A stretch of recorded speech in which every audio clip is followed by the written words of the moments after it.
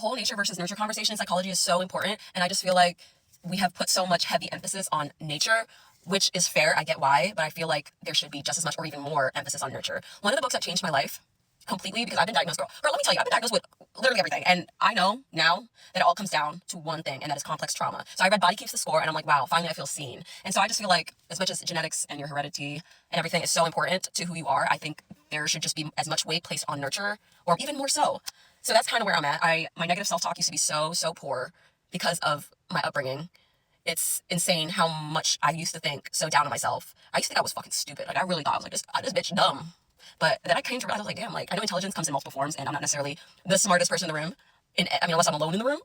So and what does this have to do with nurture? It's just like, again, how you were talked to, how you were nurtured, how you were raised has so much to do with who you become and how you talk to yourself and your thoughts and your life, you know? And I do believe you can overcome, you can break cycles and all that fun stuff. But it does explain why you behave the way you do. And I see so many patterns of people that behave in certain ways, like all the attachment issues and all the depression, deep depression, anxiety, ADHD, all of these things where I feel like, yes, nature has a lot to do with it, but I really do believe even ADHD, as much as it is seen as mostly genetic, it just has such environmental qualities to it. It really does.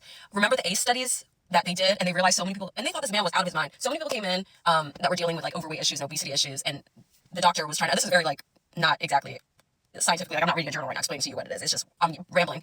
And the ACE studies, which is adverse childhood experiences, it's like you could add up how many adverse childhood experiences you have, and that kind of like, kind of shows you, this is such a bad explanation, but shows you kind of where you're at in health, in your health and stuff like that. Girl, just go look it up. I don't know how to explain it. But anyway, literally obesity is linked to childhood trauma. You know what I'm saying? So it's like so much where we just skip the childhood trauma and we just talk about like the chemical imbalance. And that to me is such a